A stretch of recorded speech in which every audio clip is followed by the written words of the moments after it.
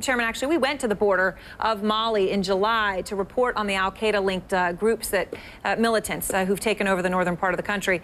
And I'm just wondering, from your point of view, do you think that we should regret what we did in Libya, the intervention, that it has caused so many weapons to go missing, to go all around North Africa, to al-Qaeda to rise in such a broad region?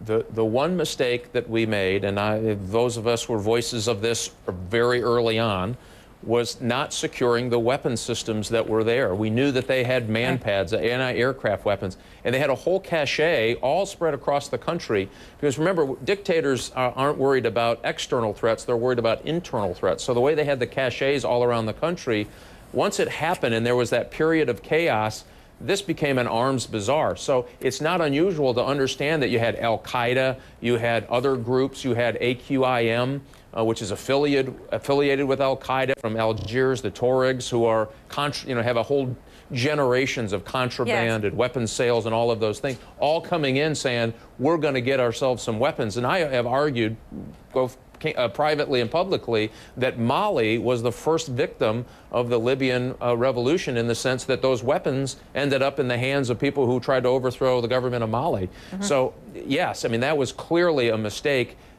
Now we're going to have to rectify it, and we're going to have to, I think, be more engaged, not less engaged, to try to make sure we put a cap on this thing so that doesn't spread across the rest of northern Africa and southern Europe and the Middle East. Right. All right. Well, thank you very much, Chairman. We appreciate your taking the time.